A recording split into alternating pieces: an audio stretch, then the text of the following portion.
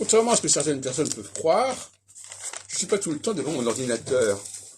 Toute une partie de mon travail qui est manuscrite.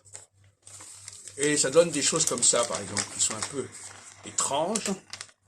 Mais l'autre jour, quelqu'un me disait que j'étais presque dans le dessin. Effectivement, je garde mes cahiers qui sont souvent, peut-être pas des œuvres d'art, mais qui sont des signes comme ça sur le papier, qui sont souvent très brèves.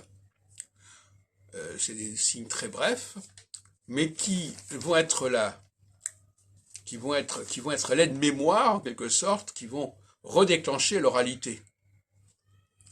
Et par conséquent, il y a des centaines comme ça de documents manuscrits qui vont partir de mon travail, si on peut dire, et que je stocke.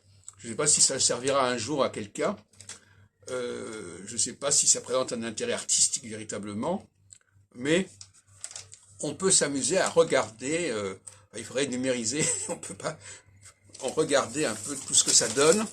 Voilà un autre exemple.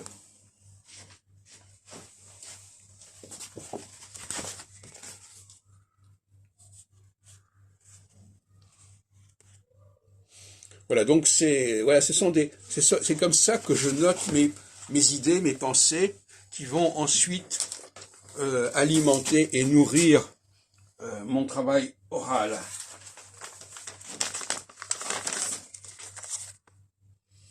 C'est vrai aussi pour les cafés philo que j'organise. Ce sont des notes diverses que je collecte et que j'essaie de rassembler dans un espace très restreint, souvent d'ailleurs. C'est pour ça que souvent c'est très encombré, mais je me relis. Et donc, je n'ai pas du tout renoncé à l'écriture. Je ne prends pas mes idées, je ne les mets pas sur mon téléphone, par exemple, comme certains.